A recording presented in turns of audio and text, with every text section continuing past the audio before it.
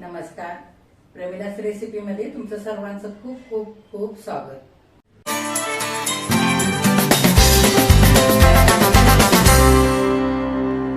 आज आपण प्रेमिलास रेसिपीमध्ये नाश्त्यासाठी घरातलं साहित्य वापरून डाळ तांदळाचे मस्त असे आप्पे आणि ओल्या खोबऱ्याची चटणी तयार करतोय. हे डाळ तांदळाचे गरम गरम आप्पे आणि ओल्या खोबऱ्याची चटणी खायला खूपच भारी लागते. आप्पे किती मस्त झालेत बघा. हलकेसे वरून कुरकुरीत आणि आतून मऊ आणि जाळीदार असे इथे आप्पे करून तयार झालेले. मी तुम्हाला तोडून दाखवते. हे बघा, अगदी आतून मस्त जाळीदार असे झालेले आहेत.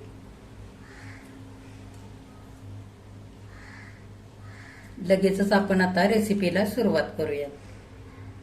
आता डाळ तांदळाचे आप्पे करण्यासाठी इथं मी सगळं साहित्य घेतलेलं आहे. तर काय काय साहित्य घेतलंय ते आधी बघूया. मी ह्या कपाने सगळं साहित्य इथं मोजून घेतलेलं आहे. तर ह्या कपाने 3 कप भरून इथे मी रेशनचे तांदूळ घेतले. तर तांदूळ घेताना ज्या तांदळाचा मोकळा मोकळा भात होतो असेच आप्पे करण्याकरता तांदूळ आपल्याला इथं घ्यायचे. ज्या तांदळाचा चिकट भात होतो असे तांदूळ आपल्याला आप्पे करण्याकरता वापरायचे नाहीत. त्याच्यामुळे आप्पे आपले चवीला चांगले लागत नाहीत, त्याला जाळी सुटत नाही किंवा खाताना आप्पे थोडेसे वातोळ लागतात आणि चिकटही लागतात. त्याच्यासाठी असे जुनेच तांदूळ आपल्याला इथं वापरायचे. त्याच कपाने 1 कप उडदाची डाळ, अर्धा कप पोहे आणि अर्धा चमचा मेथीदाणे घेतलेले आणि वजनी प्रमाणामध्ये 75 ग्राम इतके तांदूळ घेतलेत. 25 ग्राम उडदाची डाळ, 50 ग्राम पोहे, अर्धा चमचा मेथीदाणे. आता तांदूळ आणि डाळ आपण धुवून घेऊया. आता तांदूळ आणि डाळ आपल्याला 2-3 पाण्याने स्वच्छ धुवून घ्यायचे. तर रेशनचे तांदूळ धुताना भरपूर काळपट पाणी निघतं, त्याच्यासाठी 3 ते 4 वेळा भरपूर पाणी घालून हे तांदूळ चांगले धुवून घ्यायचे.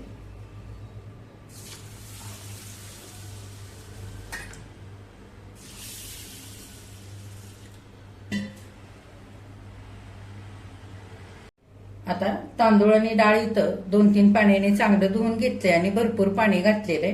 डाळ तांदूळ आपल्याला 6 ते 7 तास भिजवून घ्यायचे. तर भरपूर असं पाणी घालायचं भांड्यामध्ये, म्हणजे डाळ तांदूळ चांगले भिजतात. तुम्ही एखाद्या मोठ्या भांड्यामध्ये सुद्धा डाळ आणि तांदूळ एकत्रच भिजवू शकता. आता मेथीदाणे आपण तांदळाच्या ह्याच्यामध्येच घालूया आणि झाकून ठेवूया 6 ते 7 तासांकरता. आता साधारण 7 तास पूर्ण झालेले. आपण डाळ आणि तांदूळ भरपूर पाणी घालून भिजण्यासाठी ठेवलं होतं. हे बघा, दोन्ही छान भिजलेलं आहे. आता आपण पोहे बाजूला ठेवले होते, ते आपल्याला हे तांदूळ भिजले त्याच्यामध्येच टाकायचे, म्हणजे आपले आप्पे छान असे मऊसूद होतात. पोहे भिजण्यासाठी फार वेळ लागत नाही, म्हणून वाटायच्या आधीच पोहे थोडा वेळ पाण्यामध्ये असे टाकायचे. आता तांदळामध्येच इथे मी पोहे घातलेले. आता 5 मिनिटं आपण असेच थोडा वेळ भिजू देऊया तांदळाबरोबर. तोपर्यंत उडदाची डाळ वाटून घेऊया.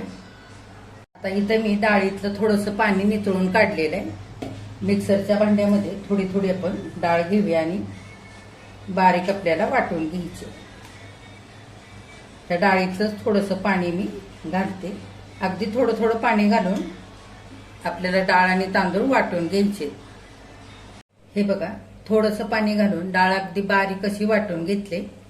अगदी कमी कमी पाणी वापरूनच आपल्याला डाळ तांदूळ बारीक असं वाटून घ्यायचंय.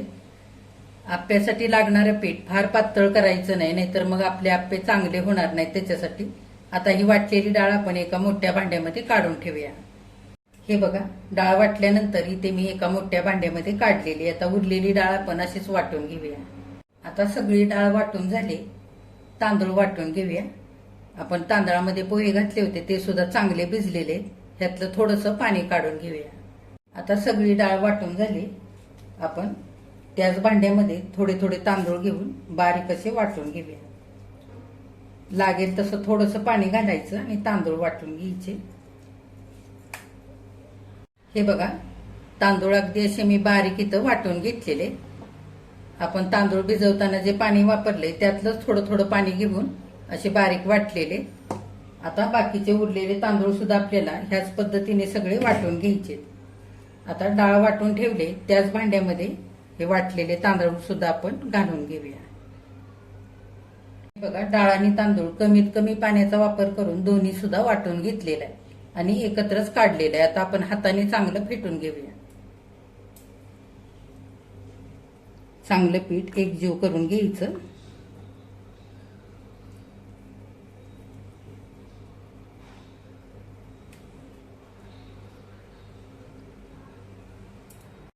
हे बघा, 5 मिनिटं चांगलं पीठ मी एकसारखं फेटून घेतलंय.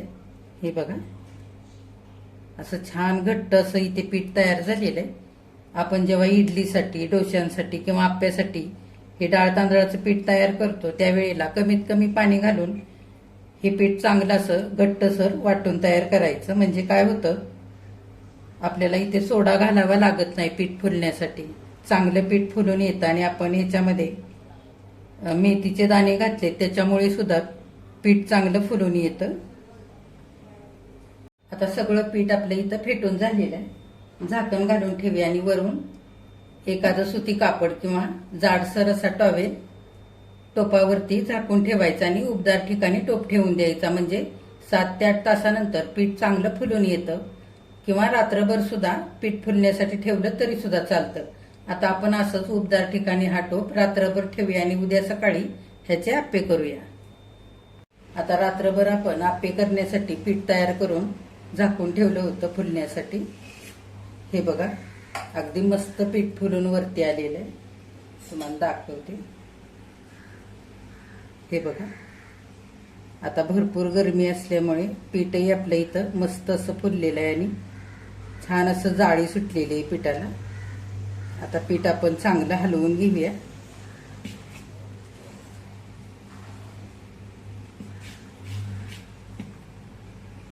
आता सगळं पीठ मी चांगलं हलवून एकजीव करून घेतलेलं आहे. आता हे पीठ आपण थोडा वेळ बाजूला ठेवूया आणि ओल्या खोबऱ्याची चटणी करूया. आता आप्यांसोबत खाण्यासाठी ओल्या नारळाची चटणी करूया. तर इथं मी अर्धा ओला नारळ खरवडून घेतलाय.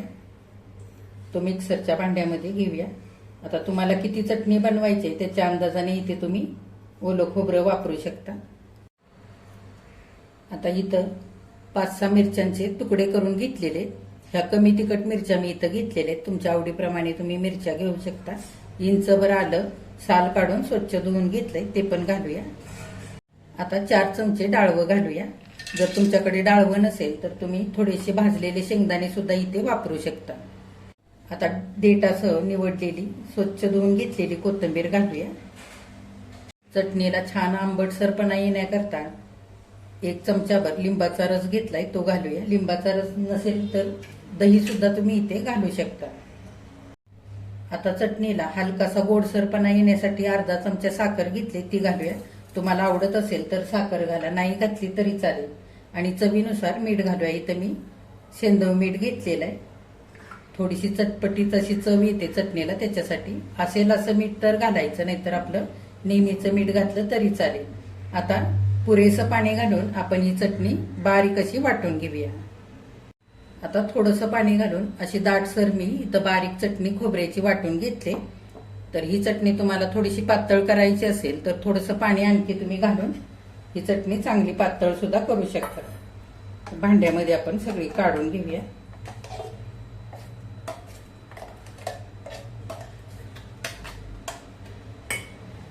आता थोडंसं भांड्यामध्ये पाणी घालून भांडं धुवून या चटणीमध्ये घालूया आणि सगळी चटणी चांगली एकजीव करून घेऊया. अशी मी थोडीशी सैलसर इथे चटणी केलेली.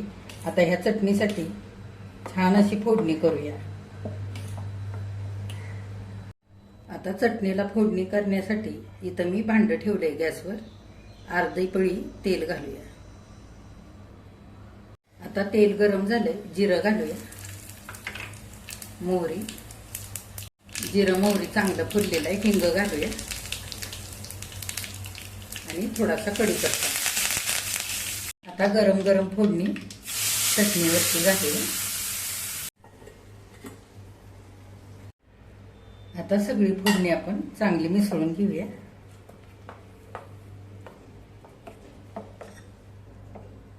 तुम्ही आप्यांसोबत खाण्यासाठी जर तुम्हाला आवडत असेल तर पुदिना कोथिंबिरीची छान अशी चटणी बनवू शकता, किंवा मस्त अशा पिकलेल्या टोमॅटोची साऊथ इंडियन प्रकारची चटणी सुद्धा बनवू शकता. छान लागते ती सुद्धा आप्यांसोबत खायला. आता आपली इथे खोबऱ्याची चटणी तयार झाली. आता आपली खोबऱ्याची चटणी तयार झालेली आहे. आपण लगेचच आप्पे करूया. तर हे आप्याचं पीठ तयार करण्यासाठी आपण 75 ग्राम तांदूळ, 25 ग्राम उडदाची डाळ आणि 50 ग्राम पोहे इतकं वापरून हे पीठ इथे 1 किलोचं तयार केलेलं आहे. तर पीठ तयार करताना थोडं थोडं पाणी घालून असं दाटसर इथं पीठ मी तयार केलेलं होतं आणि रात्रभर भिजवून घेतल्यानंतर चांगलं दाटसर इथे हे पीठ तयार झालेलं आहे. तर ह्याच पद्धतीने इथे हे पीठ तयार करायचंय. मग तुम्ही ह्याच्यापासून कोणतेही पदार्थ करणार असाल तरी सुद्धा असंच पीठ तयार करायचं दाटसर. आपल्याला डोसे किंवा आंबोळ्या करायच्या असतील ना, तर आपण पाणी घालून थोडं सैलसर पीठ करून ह्याचे आंबोळ्या डोसे करू शकतो. आणि ह्या पिठाचे आता आप्पे किंवा इडली छान तयार होते. जर तुम्ही विक्रीसाठी किंवा नाश्त्यासाठी असं जर पीठ तयार करून ठेवलं जास्तीचं आणि ह्या पद्धतीने असं दाटसर वाटून ठेवलं तर एखादा दिवस उरलेलं पीठ फ्रीजमध्ये जर ठेवलं तर ते फारसं आंबट होत नाही. पण आपण आधीच भरपूर पाणी घालून हे पीठ अगदीच सैलसर करून ठेवलेलं असेल आणि ते उरलं तर फ्रीजमध्ये ठेवलं तर ते फार आंबट होतं. त्याच्यासाठी कोणत्याही पदार्थाकरता हे पीठ तयार करताना असं दाटसर कमी पाणी घालूनच पीठ तयार करायचंय. आता आपण ह्यातलं लागेल तेवढंच एका भांड्यामध्ये पीठ घेऊया. आता किती आप्पे करायचे तितकं मी एका दुसऱ्या भांड्यामध्ये पीठ घेते.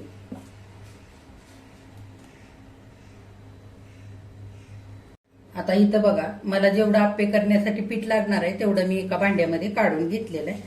तर इथे पीठ अगदी बरोबर आहे. आपल्याला पाणी इथे घालावं लागणार नाही. फार जर पीठ दाटसर असेल तर थोडंसं 1-2-3 चमचे पाणी तुम्ही घालू शकता. अगदीच हे पीठ पातळ झालं ना तर आप्पे आपले चांगले फुलत नाहीत. त्याच्यासाठी फार पातळ इथे आपल्याला पीठ करायचं नाही. तर आता चवीनुसार ह्या पिठामध्ये मीठ घालूया. तर आता जे पीठ आपण बाजूला ठेवलंय तर त्या पिठात आधीच मीठ घालून ठेवायचं नाही. उरलं तर पीठ आपण तसंच फ्रीजमध्ये ठेवून द्यायचंय आणि जेव्हा आपण एखादा पदार्थ करणार असू त्यावेळेलाच मीठ घालायचं.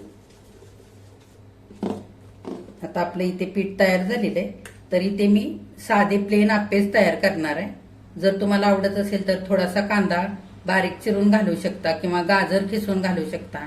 देठासह थोडीशी कोथिंबीर बारीक चिरून घालू शकता. थोडासा कढीपत्ता असं आवडीप्रमाणे घालू शकता. किंवा तुमच्याकडे भिजवलेले मोड आलेले हिरवे मूग असतील तर ते सुद्धा अंदाजाने थोडेसे मिक्सरवरती ओबडधोबड करून ह्या पिठामध्ये घालू शकता. छान होतात आप्पे. आता आपण ह्याचे आप्पे करायला घेऊया. आता आप्पे करण्यासाठी इथं मी मध्यम गॅस करून आप्पे पात्र गरम होण्याकरता गॅसवर ठेवलंय. तर हे भांडं गरम करत असताना फार मोठ्या गॅसवरती सुद्धा गरम करायचं नाही.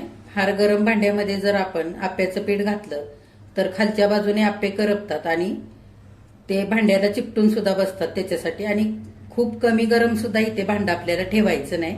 नाहीतर काय होतं, खालच्या बाजूने आप्पे चांगले भाजले जात नाहीत.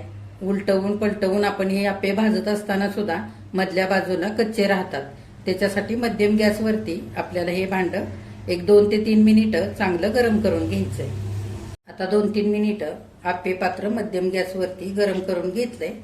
आता थोडं थोडं आपण पळीने तेल घालूया. पहिल्यांदा आप्पे करताना थोडंसं तेल जास्ती घालायचं.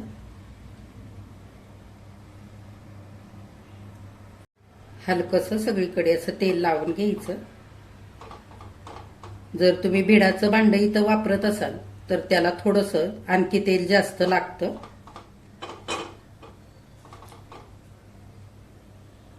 आता आपण आप्याचं पीठ थोडं थोडं करून या भांड्यामध्ये घालूया. तर छोटीशी पळी किंवा चमचा घ्यायचा आप्पे घालण्यासाठी. हे बघा, आणि असं प्रत्येक आप्यामध्ये भरून घ्यायचं. कडेने आधी घालायचे आप्पे. मध्ये फार आप्पे पात्र गरम झालेलं असतं आणि मग मधले आप्पे करपतात. त्याच्यासाठी सगळे कडेचे आप्पे आधी घालून घ्यायचे.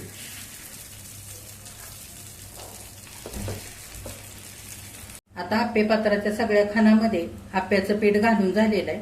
आता गॅस मध्यम करून हे आप्पे आपल्याला 2 मिनिटे एका बाजूने चांगले भाजून घ्यायचे. थोडेसे आप्पे भाजत आले की अगदी थोडं थोडं वरून तेल घालायचं, म्हणजे आप्पे आपले छान असे एकसारखे भाजले जातात आणि लगेच निघतात सुद्धा. आता 2 मिनिटं झालेले. थोडं थोडं आपलं ओलसर पीठ असतानाच आपल्याला आप्पे उलटवून घ्यायचे, म्हणजे आप्पे छान आपले एकसारखे दोनही बाजूने भाजले जातात. फार पीठ सुकेपर्यंत थांबायचं नाही. लगेच आता असे आप्पे आपल्याला उलटवून घ्यायचे, म्हणजे छान आप्पे गोलही होतात आणि एकसारखे भाजलेही जातात.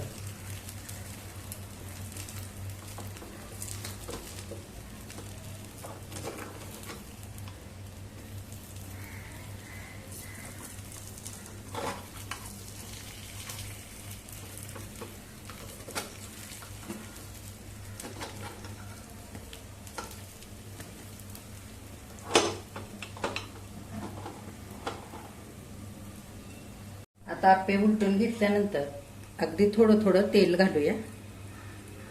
पहिल्या घाण्यालाच आपल्याला थोडंसं तेल घालावं लागतं जास्तीचं. आता 2 मिनिटं झालेले आहेत. दुसऱ्या बाजूने सुद्धा चांगले आप्पे भाजत आलेले आहेत. आपण उलटवून बघूया. हे बघा, हे बघा, दुसऱ्या बाजूने सुद्धा छान रंग आलेला आहे. काढून घेऊया.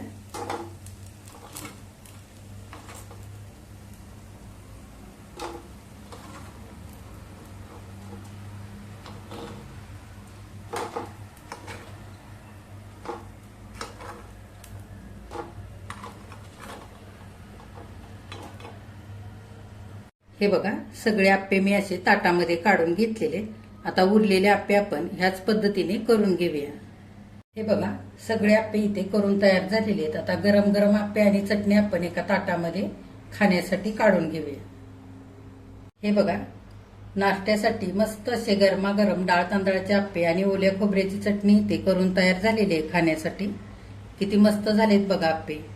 वरून हलकेसे कुरकुरीत आणि आतून जाळीदार मऊ लुसलुशीत असे आप्पे इथे करून तयार झालेले आहेत. आणि नेहमीसारखीच ओल्या खोबऱ्याची मस्त अशी चटणी सुद्धा इथे केलेली आहे. तर असे तुम्ही नाश्त्यासाठी नक्की हे डाळ तांदळाचे आप्पे करून बघा. डाळ तांदळाचे आप्पे करताना डाळ तांदूळ भिजवण्यापासून ते शेवटपर्यंत आप्पे करेपर्यंत मी ह्या रेसिपीमध्ये आप्पे छान गोल गोल होण्यासाठी, ते वातुळ न होण्यासाठी, मस्त जाळीदार आणि मऊ लुसलुशीत होण्यासाठी छोट्या छोट्या टिप्ससह ही रेसिपी इथे करून दाखवलेली आहे. त्याच्यासाठी ही संपूर्ण बघा. आजची रेसिपी तुम्हाला कशी वाटली ते कमेंट करून सांगायला अजिबात विसरू नका. आजची रेसिपी आवडल्यास एक लाईक सुद्धा करा. जे कोणी आता माझ्या रेसिपीज नव्याने बघत आहेत त्यांनी माझ्या चॅनेलला जरूर सबस्क्राईब सुद्धा करा.